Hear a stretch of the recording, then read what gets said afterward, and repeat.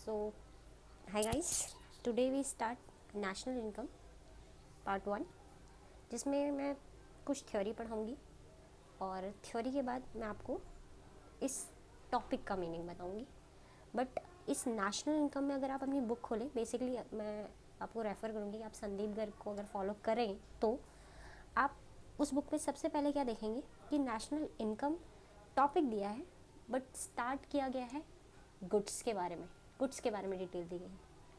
तो ऐसा क्यों? तो मैं नॉर्मली एक सिंपल सा अगर लॉजिक दूँ तो यहाँ बात की जाती है इनकम की, ठीक है।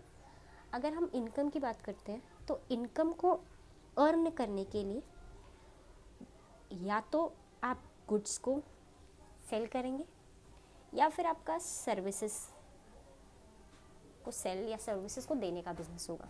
तो बेसिकली इनकम अर्निंग के दो सोर्स हैं, गुड्स को सेल करना या सर्विसेज रेंडर करना। इन दो को लीगली अगर बात की जाए तो इनकम का जो सोर्स है वो गुड्स एंड सर्विसेज है। तो इसीलिए हम सबसे पहले गुड्स और सर्विसेज से रिलेटेड कंसेप्ट पढ़ेंगे। अब बात आती है गुड्स। तो नॉर्मली आप अपनी लाइफ में जो भी चीज़ें यूज़ कर रहे हैं टेंजिबल, वो सब गुड्स है, ठीक है। अब गुड्स को यूज़ करने वाली बात की है मैंने, तो गुड्स के दो यूज़र्स होते हैं, एक कंज्यूमर जितने कंज्यूमर्स हैं और एक प्रोड्यूसर्स, ठीक है। कंज्यूमर गुड्स को यूज़ करता है, परचेज करता है और परचेज करके वो गुड्स कंज्यूम कर लेता है, ठीक है।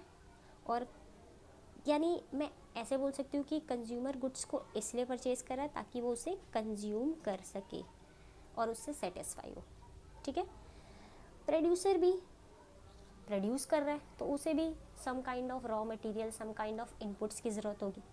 वो इनपुट्स गुड्स की फॉर्म में होंगे। इसका मतलब प्रोड्यूसर भी गुड्स को परचेज करता है पहले। अगर मैं सर्विसेज की बात ना करूँ, सिर्फ गुड्स की बात करूँ, तो वो गुड्स को या कुछ चीज़ों को परचेज करता है।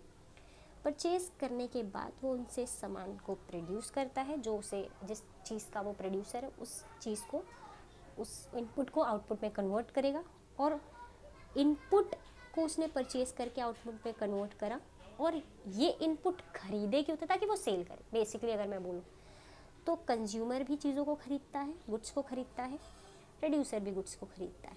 लेकिन कंज्यूमर गुड्स को खरीदता कंजप्शन के लिए है, प्रोड्यूसर गुड्स को खरीद कर आउटपुट में कन्वर्ट कर रहा है और आउटपुट में कन्वर्ट करके वो उसको सेल करने के लिए, बेसिकली सेलिंग पर्पस, तो वो सेल करने के लिए गुड्स को खरीदता है। लेकिन अगर मैं ऐसे बोल दूँ कि प्रोड्यूसर जितनी भी चीज़ें खरीदता है वो सब की सब सेल हो जाती है या सभी चीज़ों का पर्पस सेलिंग होता है, तो ऐसा नहीं है। प्रोड्यूसर्स जो गुड्स खरीदता है उसमें से अगर मैं एग्जांपल की बात करूँ, एक फैक्ट्री है, शर्ट्स बनाने की फैक्ट्री है, तो शर्ट्स के लिए जो रॉ मटेरियल, रॉ कपड़ा आया, वो शर्ट्स में कन्वर्ट होके अल्टीमेटली बिक जाएगा। लेकिन शर्ट को बनाने के लिए उसने कुछ मशीनें खरीदी, तो वो मशीन जो है वो कस्टमर को नहीं पकड़ाएगा ना कि आप एक शर्ट लो या 10 शर्ट लो, एक मशीन फ्री, ऐसा तो कुछ नहीं होगा। तो वो कपड़े को बनाने के लिए रॉ मटेरियल, रॉ कपड़ा लाया, प्लस वो मशीनें उसने अपनी फैक्ट्री में लगवाई। जो मशीनें उसने लगवाई, मशीनरी, वो भी गुड्स ही हैं, बट वो उसे सेल नहीं करेगा, नॉट सेल, ठीक है। तो अल्टीमेटली अगर मैं ये चीज़ों को बोलूँ, प्रोड्यूसर ने गुड्स इसलिए खरीदी क्योंकि वो उससे सेटिस्फेक्शन, उस चीज़ को खरीद के कंज्यूम करेगा। मतलब अगर मैं पर्पस की बात करूँ, सेलिंग के पर्सपेक्टिव से बात करूँ, तो जब गुड्स खरीदी जाती हैं, सेल नॉट सेल, तो गुड्स खरीदने वाला पर्सन या तो उसे सेल कर देता है या तो उसे सेल नहीं करता।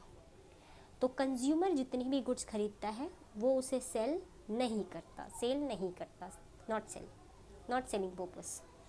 प्रोड्यूसर जितनी गुड्स खरीदता है उसमें से वो कुछ गुड्स को सेल करने के पर्सपेक्टिव से, जिसमें उसका बिजनेस है, ट्रेड कर रहा है, वो गुड्स जो खरीदेगा वो सेल करने के पर्पज़ से होता है, लेकिन कुछ चीज़ों को वो सेल करने के लिए नहीं खरीदता, तो फिर किस लिए खरीदता है? ये तो कंजप्शन के लिए खरीद रहा है। इसने किस लिए खरीदी? तो इसने उस चीज़ को एज अ इन्वेस्टमेंट अपने बिजनेस में इन्वेस्ट किया, ठीक है, इन्वेस्टमेंट पर्पज़ के लिए। और ये किस लिए? सेलिंग के लिए। तो अगर मैं इसमें इस पूरे कंसेप्ट को अगर एग्रीगेट करूं तो गुड्स ऐसे कह सकते हैं कि गुड्स दो तरह की है, एक जिसका पर्पस सेल नहीं है और एक जिसका पर्पस सेलिंग है। तो गुड्स के दो टाइप हैं। अल्टीमेटली आपकी जो बुक में लिखा हुआ है, गुड्स के दो टाइप हैं, एक जिसका पर्पस सेल नहीं है, नॉट सेलिंग पर्पस, और एक सेलिंग पर्पस। सेलिंग पर्पस के लिए जो गुड्स खरीदा जाता है वो प्रोड्यूसर खरीदता है, ओनली प्रोड्यूसर। और नॉट सेलिंग के लिए जो गुड्स खरीदी जाती है वो कंज्यूमर भी खरीदता है, और प्रोड्यूसर भी खरीदता है। ठीक है, क्लियर है? तो इस तरीके से हमने एक कंसेप्ट समझा। तो आपकी बुक के अकॉर्डिंग जो गुड्स हैं, गुड्स और सर्विसेज है, ऐसे बोल सकते हैं, गुड्स दो तरह की है, एक नॉट सेल या नॉट सेलिंग पर्पस, और एक selling purpose goods. Not selling purpose में दो तरह की गुड्स हैं, एक परचेज बाय कंज्यूमर्स और दूसरा परचेज बाय प्रोड्यूसर्स। ओके। और सेलिंग पर्पस के लिए जो गुड्स खरीदे जाते हैं वो सिर्फ only purchase by producers. Consumer क्या करेगा खरीद के, है ना? उसका बिजनेस थोड़ी है, या वो बिजनेस, अगर बिजनेस के लिए खरीदता तो वो सेलर बन जाएगा, कंज्यूमर रहेगा ही नहीं। तो अल्टीमेटली मैं बोल सकती हूँ कि गुड्स इस तरीके से। अब हम पर्पस की बात करते हैं, इसका बेसिक पर्पस। तो कंज्यूमर चीज़ को क्यों खरीद रहा है? नॉट सेलिंग नहीं, तो किस चीज़ का पर्पस था? कंजप्शन। ठीक है, कंजप्शन। कंज्यूमर किस लिए खरीदता है गुड्स? कंजप्शन। और वो गुड्स जो प्रोड्यूसर परचेज करता है पर सेल नहीं करता, तो उसका पर्पस क्या है? उसने बिजनेस में अपना पैसा इन्वेस्ट कर दिया उन चीज़ों में। ओके। और जो गुड्स प्रोड्यूसर ने बेचने के लिए खरीदी है, उन गुड्स को जनरली हम कहते हैं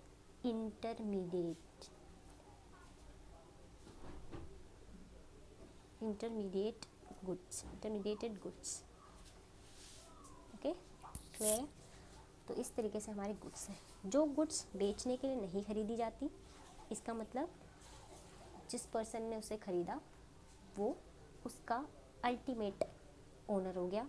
ऐसी गुड्स फाइनल गुड्स होती है, फाइनल गुड्स। ठीक है।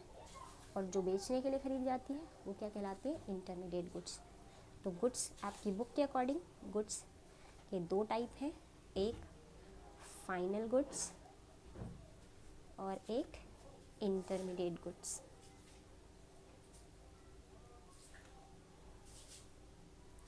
तो फाइनल गुड्स वो गुड्स हैं जो कंज्यूमर भी खरीदता है, बिकती नहीं है, जो वापस बिकेगी नहीं, जो भी खरीदने वाला है। तो किस लिए खरीदा होगा? कंज्यूमर ने कंजप्शन के लिए और प्रोड्यूसर ने इन्वेस्टमेंट के लिए। ठीक है। तो डेफिनेशन आती है, what is the meaning of final goods? तो final goods are those goods which either consume or invest, या final goods are those goods which purchased by consumer for consumption purpose and purchased by producer for investment purpose। और intermediate goods वो goods होती हैं जो producer खरीदता है, किस लिए? for selling purpose। Okay, clear है? एक और चीज़ intermediate goods के बारे में ही आपको जो बतानी है मुझे। intermediate goods जनरली प्रोड्यूसर दो तरह के होते हैं, एक जो रॉ मटेरियल खरीदते हैं तो रॉ मटेरियल भी इंटरमीडिएट हो गया, और जो रेडीमेड सामान खरीदते हैं उनके लिए वो रेडीमेड सामान भी इंटरमीडिएट हो गया क्योंकि वो बेचने गए। रॉ मटेरियल को इंटरमीडिएट कब कहेंगे? जिस साल उसे खरीदा गया उसी साल अगर उसे यूज़ कर लिया गया, बचा नहीं, सेल कर यूज़ करके उसे सेल किया, इंटरमीडिएट। और अगर वो उस साल के एंड में बच गया क्लोजिंग, तो वो क्लोजिंग उस साल के लिए बिका नहीं बिका तो it become investment and it fall into the category of final goods.